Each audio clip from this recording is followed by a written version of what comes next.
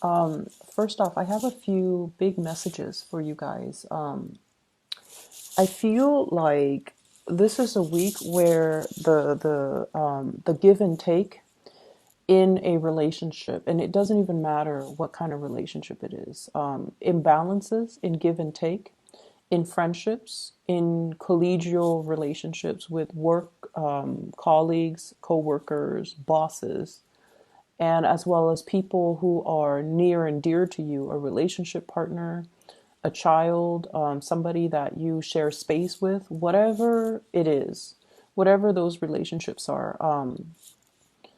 The balance in the give and take is going to be very, very crucial. So it's almost like I see this delicate balance. I'm doing this, I'm contributing this. What are you contributing? I don't see you openly saying that, but I feel like you are at a point where you're not going to allow somebody to take advantage of you. You are coming into this sense of awareness that other people are very self interested and they're going to do the least amount of work and get the most benefits out of situations. And I see, like, in the past, you have been aware of it and you're just like, it's okay, it's okay, it's not the end of the world. But this week, it's actually very important. And so look at a situation for what it is. Don't try to rationalize it. Don't make excuses for the other person. And really seeing the situation in its entirety for what it is, okay? I see a person that you're dealing with, and they're very smart, okay? Very shrewd, very smart.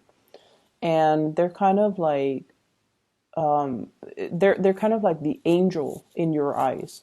Okay, like you really you have great communication with them. You get along with them. You trust them because they're very intelligent. They seem like very competent and very capable. I see for many of you this is a family member, and I see it can go one of two ways. If it's an enlightened person, so I have here an air sign, Aquarius, Gemini, and Libra. If this is an enlightened person, they're very generous, very giving, very fair, and their concept in life, like the rule of thumb that they live by, is about fairness. Okay, they want people to get what they deserve. So if someone works hard, they want that person to get promoted. If somebody is generous, they will also give their generosity.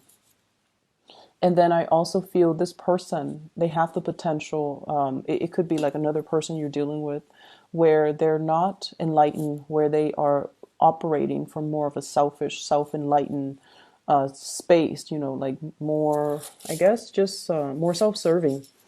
And what I'm feeling is it's all about money with them. It's all about what they can get out of you. So they can be very, very sweet. They can put on a front where they are very likable, very congenial, very cooperative, just to get something out of the interaction. And I feel like they're like this with everybody. Okay. And I feel like you're starting to see it. You're starting to see that it's all a front, but they've been doing it for so long. It's it kind of surprised you. Like, how could you keep up this charade for so long? How could you, do this for so long and no one knows about it? So I definitely feel like somebody who is very, very self-serving, and it's all a matter of what other people can do for me. What can I get out of this? How can I, kind of like weasel my way into a situation and put on like a shiny facade and just get the most benefits out of it. So that's what I'm feeling. I also feel like in the work environment as well, be careful about, taking on responsibilities. You guys have a habit of doing too much for other people, doing too much for a work situation, and then, you get taken advantage of. So I feel like you're drawing clear boundaries. You are holding yourself back. We are heading into the holiday season, so a lot of work needs to be finished, so that they don't sit overnight through the long holiday season. So what I'm feeling is there's a lot of meetings, there's a lot of group work and collaboration between you and other people. And everyone is very, very self-serving. So just be careful. Everyone is out for themselves. They're trying to get the big pot, like the big piece of the pie. So if there is a bonus, if there has been, I feel like there's some financial benefits coming to you based on your hard work. So it's not going unnoticed. But I also feel on the flip side, other people that are not pulling their weight in a work situation, they're also getting a bonus. And that's not really fair. And I feel like you're coming to this sense of injustice. Like that's not fair. They're not really doing much and they're still getting the bonus. So you might feel a little bit jaded by the decision from management about whether or not these people are owed, like compensation, whether or not they deserve a bonus. And I feel like it's really not fair.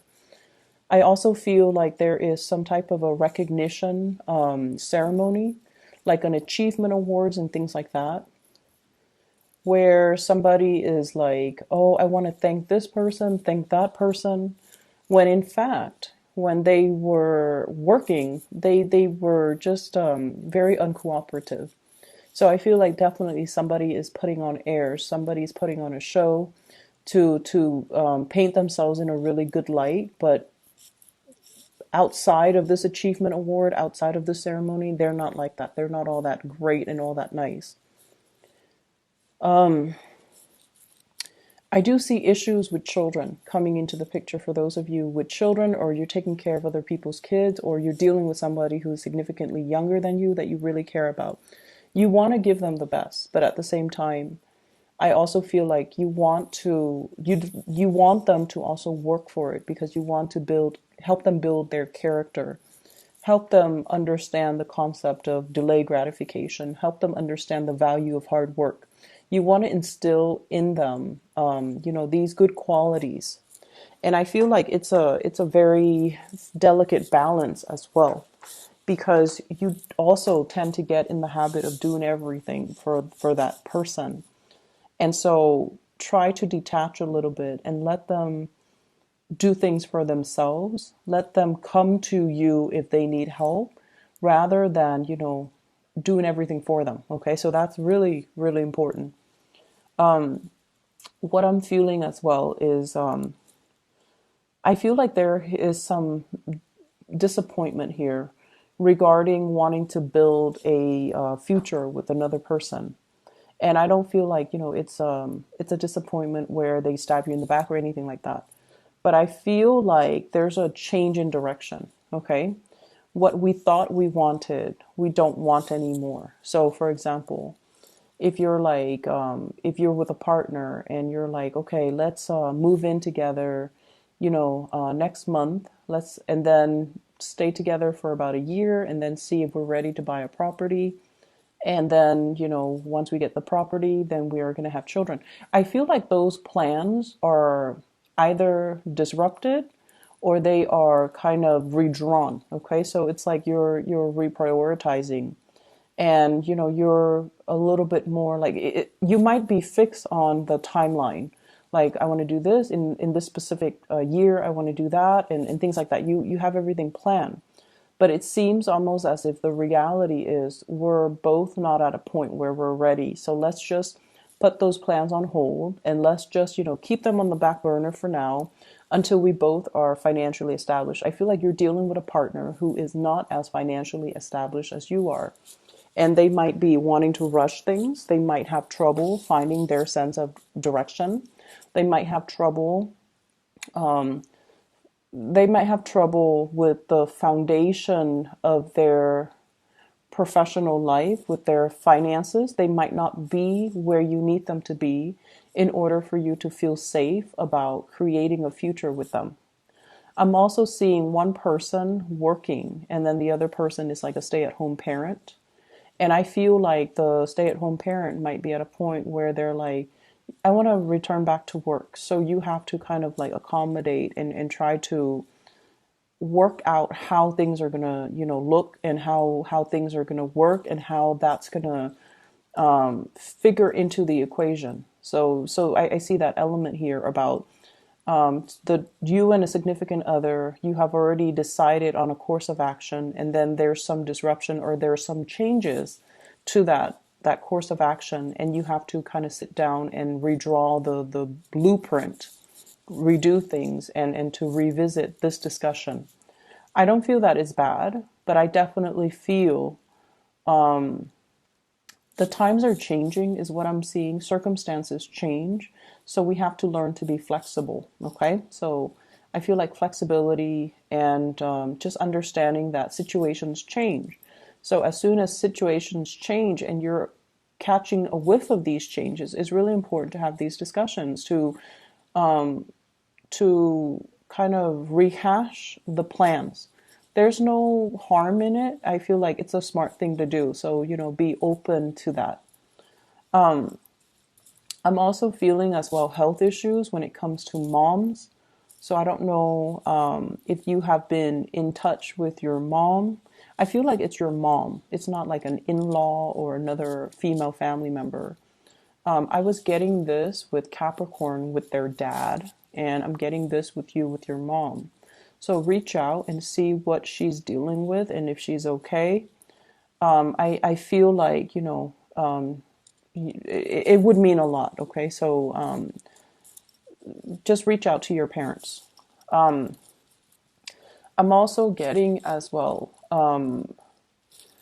like property needing to be appraised, or you're anticipating some type of repairs within the household unit, some type of repair, some type of restructuring, possibly remodeling, making room for more people to move into the household, or fixing up property in order to sell them. So that element is coming through. It's going to work out really well. It's going to work out really well in your favor.